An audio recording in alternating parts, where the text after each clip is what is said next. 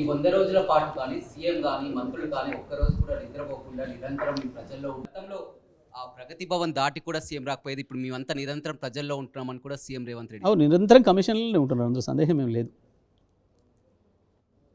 నిరంతరం వసూళ్ళల్లో కమిషన్లనే ఉన్నారు వాస్తవం. వారు ఇచ్చినటువంటి ఇప్పుడు హామీలు అమలు ఒక్క పాయస పని కూడా చేయలేదు 100 రోజుల్లో. నువ్వు చూసినావా నల్గొండ జిల్లాలో ఎప్పుడైనా కరువు దగ్గరికి పోయి పరిశీలించారా? ఎక్కడైనా ఒక రైతు దగ్గర పోయి మాట్లాడినరా? 100 లక్షల ఎకరాలు ఎండిపోతుంది వాస్తవం కదా, రైతులు ఏడుస్తుంది వాస్తవం కదా. కాలిపోయిన మోటార్ దగ్గరికి ఎక్కడికైనా పోయి పరిశీలించిండ్రా? ఎక్కడైనా చూసిండ్రా? చెప్తున్నటువంటి ప్రకారం ఈ కరువుకి కారణం వారు చెప్తున్న ప్రకారం, నేను చెప్తున్న ప్రకారం 10 ఏళ్ళున్నా కానీ ఎస్ఎల్బీసీని పూర్తి చేయలేదు, సాగునీటి ప్రాజెక్టులను పూర్తి చేయలేకపోయారని కూడా. 100 రోజులు వీళ్ళు పూర్తి చేసిరా? తెచ్చిరా ఎస్ఎల్బీసీ? ఇప్పుడు ఎస్ఎల్బీసీ నీళ్ళు వస్తున్నాయా? ఎస్ఎల్బీసీ నీళ్ళు వస్తున్నాయి, మొదలైనయా 100 రోజుల్లో? 5 ఏళ్లలో పూర్తి చేస్తామంటారు. చేస్తామని చాలా మాట్లాడమచ్చు, కానీ అంతకుముందు 10 ఏళ్ళు ఆలే కదా, ఎందుకు చేయలేకపోయినారు? వాళ్ళు పెట్టే టెక్నాలజీ కదా, వాళ్ళు ప్రారంభం చేసి 7 ఏళ్ళు అయిపోయింది కదా, వాళ్ళు వెళ్ళిపోయినట్టుకి ఎందుకు చేయలేకపోయారు? ఎందుకు ఆగిపోయింది సగంలోనే? ఎవరి కొరకు తెచ్చిన టెక్నాలజీ?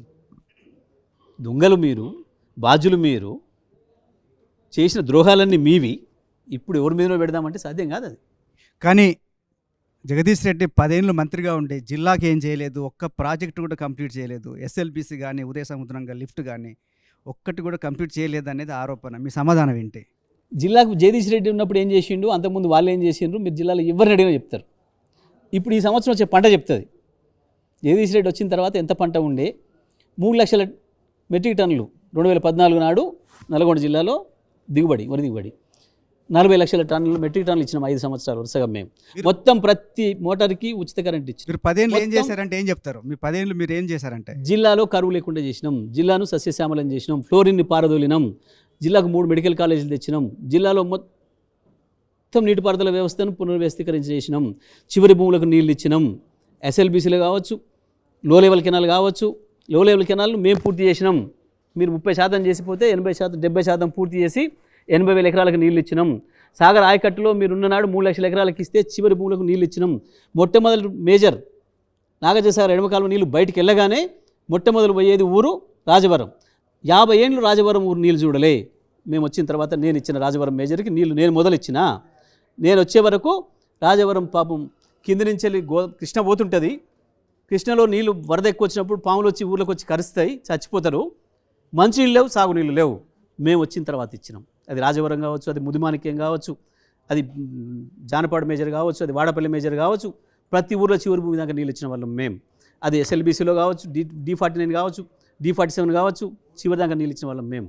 లో లెవెల్ కెనాల్ ద్వారా 80,000 ఎకరాలు నీళ్ళు ఇచ్చింది మేము. ఎప్పుడో కాకతీయుల నుంచి ఇప్పటి వరకు ఏదైతే మూసిపైన కత్వలు కట్టినరో చివరి దాకా భూములకు తీసుకుపోయి నీళ్ళు ఇచ్చి 60,000 ఎకరాలు పారిచ్చింది మేము. గోదావరి నీళ్లను కాళేశ్వరం ద్వారా గోదావరి నీళ్ళను తీసుకొచ్చి సూర్యాపేట జిల్లాని సస్యశ్యామలం చేసింది మేము. నల్గొండ జిల్లాలో 100కు పైన రెసిడెన్షియల్ పాఠశాలను పెట్టినాం, 3 మెడికల్ కాలేజీలు తెచ్చినాం. ఏంది మీరు చేసింది? మీరు ఇచ్చింది కరువు, మీరు ఇచ్చింది మునుగోడు దేవరకొండ నాశనం చేసి మొత్తం జిల్లాకు వ్యాపించే ఫ్లోరోసిస్ వ్యాధిని ఇచ్చిపోయారు మీరు. దాన్ని మేము రూపుమాపినాం, దాన్ని తరిమి పారదోలినాం. ఇవాళ నల్గొండ జిల్లాలో ఒక్క కొత్త కేసు కాకుండా 4 ఏళ్ల నుంచి కాపాడుకోగలిగినాం. మీరు చేసిపోయిన ద్రోహాలన్నింటినీ నాశనం చేసి, మీరు పెట్టిపోయిన శాపాలన్నింటినీ నాశనం చేసి నల్గొండ జిల్లాను కరువు నుంచి విముక్తి చేసినాం. అద్భుతమైన వ్యవసాయ జిల్లాగా, మొత్తం భారతదేశంలోనే అత్యంత ఎక్కువ వరి దిగుబడి సాధించిన జిల్లాగా నల్గొండ జిల్లాను తయారు చేసిపోయినాం.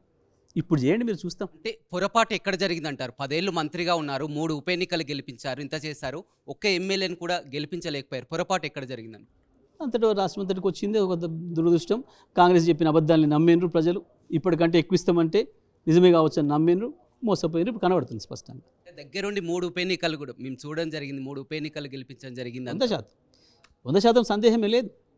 మీరు చూసారు, మిగతా చోట్ల పోయినా అక్కడ 3 గెలిపించినాం, అందులో ఏం ఇబ్బంది ఏం లేదు. మీకు అన్ని కనబడుతున్న ఫలితాలే. దురదృష్టం, ప్రజలు కాంగ్రెస్ పార్టీని నమ్మిండ్రు, వాళ్ళ హామీలు నమ్మిండ్రు. ఉన్నదానికంటే ఎక్కువ 2,000 పెన్షన్ పోయి 4,000 వస్తుంది అనుకున్నారు, 10,000 రైతు బంధు పోయి 15,000 వస్తుంది అనుకున్నారు, 2,500 మహిళలకు వస్తుంది అనుకున్నారు. పాప నమ్మిండ్రు, దానివల్ల ఓట్లేసారు. కానీ రేవంత్ రెడ్డి అంటూ ఉన్నారు, మిగులు తెలంగాణను అప్పులు తెలంగాణ మార్చేశారు బీఆర్ఎస్ నేతలని.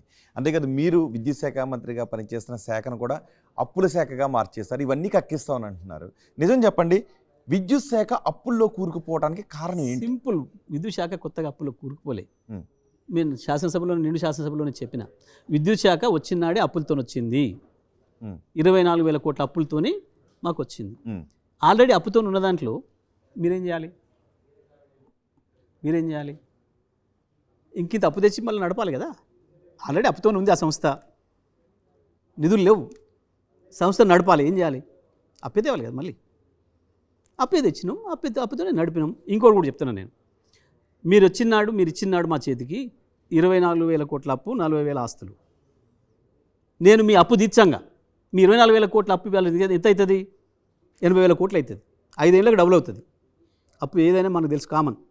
ప్రైవేట్ వడ్డీ అయితే 3.5 ఏళ్ళకి అవుతుంది, ప్రభుత్వ గవర్నమెంట్ బ్యాంకుల వడ్డీ అయితే 5 ఏళ్ళలో అవుతుంది. మీరు ఇచ్చిన 24,000 కోట్లు 80,000 కోట్ల అప్పు అయింది కదా. పైగా నేను 1,40,000 కోట్ల ఆస్తి చేసిన అక్కడ 24 గంటలు విద్యుత్ ఇచ్చినాం. మీరు 6 గంటలు ఇచ్చిపోతే మీ ముఖానికి 24 గంటలు ఇచ్చినాం మేము. మొత్తం అన్ని రంగాల విద్యుత్, భారతదేశంలో అన్ని రంగాల విద్యుత్ వినియోగదారులకు 24 గంటల విద్యుత్ ఇచ్చిన ఏకైక రాష్ట్రంగా తెలంగాణ తయారు చేసినాం మేము. మీరు అయిపోయింది, అప్పుడే ఎత్తేసారు. కరెంటు సమయానికి ఇచ్చేది లేదు, వచ్చిపోయే కరెంటుతోని, లో వోల్టేజ్తోని నాశనం చేస్తూనే ఉన్నారు రైతుల్ని. కానీ ఇప్పుడు వాస్తవ అప్పులేండి. మీరు విద్యుత్ శాఖ మంత్రిగా బాధ్యతల నుంచి తప్పుకునేటప్పటికీ విద్యుత్ శాఖకున్న వాస్తవ అప్పులు ఎంత? విద్యుత్ శాఖకున్న వాస్తవ అప్పులు చెప్పారు కదా లెక్కలు వాళ్ళు. అంటే అంతకాదు, ఇంకా ఎక్కువ ఉన్నాయి, ఇందులో అవినీతి జరిగింది. మరి మళ్ళీ వాళ్ళే అంతకాదు చెప్పిందే వాళ్ళు. నేనేం చెప్పినా, మీ వైట్ పేపర్ను నేను స్వాగతిస్తున్నా అని చెప్పిన, ఈ శ్వేతపత్రాన్ని నేను స్వాగతిస్తున్నా అని చెప్పినా. నేను చెప్పలేదు, అసెంబ్లీ సాక్షిగా చెప్పిన కదా. చెప్పిన లెక్కలు చెప్పిన. మీరు తెచ్చిన 22,000 కోట్ల అప్పు అది పెరిగింది, 80,000 కోట్లకు వచ్చింది. అయినా సరే దాన్ని అట్లా ఉంచైనా సరే మేము ఆస్తుల్ని పెంచినాం. మేము తెచ్చిన అప్పుతోని 40,000 కోట్ల ఆస్తుల్ని 1,40,000 కోట్లు చేసినాం. సర్వీసెస్ ఇచ్చినాం, ప్రజలకి సర్వీసెస్ ఇచ్చినాం. 24 గంటల విద్యుత్తుని ఇచ్చిన ఏకైక రాష్ట్రంగా రికార్డు సృష్టించినాం. ఒక్కరోజు 2 రోజులు కాదు, మాయ చేయలే కదా మేము. 5 ఏళ్ళు కదా, 9 ఏళ్ళేమో మొత్తం అన్ని రంగాల వ్యవసాయం తప్ప మిగతా అందరికి కూడా 24 గంటల పవర్ ఇచ్చినాం. మీరు హైదరాబాద్లో ఉంటోళ్ళు కావచ్చు, పల్లెటూళ్ళు ఉంటోళ్ళు కావచ్చు, ఇంకోళ్ళు కావచ్చు. 5 సంవత్సరాలు వ్యవసాయ రంగానికి కూడా నిరంతరాయంగా ఆ నాణ్యమైన విద్యుత్తుని ఇచ్చినాం. ఇది మేము సాధించిన విజయం. మేము ఇచ్చిన విద్యుత్తును మీరు ఎందుకు ఇవ్వలేకపోతున్నారో చెప్పండి ప్రజలకు సమాధానం. మేము ఇచ్చిన మంచిని ఇవ్వలేకపోతున్నారు, మీరు ఇవ్వాలి ఎందుకో అంటే గంత చేతగాని వాళ్ళు. మీకు ప్రభుత్వం పట్ల సోయి లేదు, ప్రజల పట్ల సోయి లేదు, విద్యుత్ ఇవ్వాలన్న సోయి లేదు, మంచినీళ్ళు ఇవ్వాలన్న సోయి లేదు, రైతులు కాపాడుకోవాలన్న సోయి లేదు. అందుకే చెప్తున్నా, మీ ఆలోచన అంతా ఎక్కడ ఎవరి దగ్గర నుంచి గుంజవచ్చు. ఎవడేం బిల్డింగ్ కట్టిండు, పాపం ఇలా నిబంధనల విరుద్ధంగా ఉంది, ఎవడు వ్యాపారంలో ఏమైనా రూపాయి కొట్టిండా, ఎవడు క్రషర్ మిషన్ కూడా ఏమైనా ఎక్కువ రాయి దొబ్బిండా, వాడిని భయపెట్టించి జైలు పంపుతామని చెప్పి భయపెట్టించేసి సెట్ వసూలు చేయాలి. ఈ పనిలో ఉన్నారు మీరు. ఈ రాజకీయంగా మేము తిట్టాలి, దాడి చేయాలి, ఈ పనిలో ఉన్నారు. కానీ మా పని ఇది కాకుండా మేము ప్రజల వైపు ఉన్నాం, ప్రజల వైపు ఆలోచన చేసాం. జగదీష్ రెడ్డి గారు, మీ పార్టీ ఎమ్మెల్యేలు చాలామంది ముఖ్యమంత్రి రేవంత్ రెడ్డిని కలిశారు. ఎందుకు కలిశారంటే మా నియోజకవర్గం అభివృద్ధి కోసం అని చెప్తున్నారు. మీరు మీ నియోజకవర్గం అభివృద్ధి కోసం రేవంత్ని కలుస్తున్నారా? కలిస్తే ఎప్పుడు కలుస్తారు? నేను వచ్చి నన్ను కలుస్తాను ప్రయత్నం చేసిన అవకాశం ఇయ్య. మీ నియోజకవర్గ అభివృద్ధి కోసం ముఖ్యమంత్రిని కలిసి కలవటానికి ప్రయత్నాలు చేసిన అవకాశం ఇయ్య. That is Jagadish.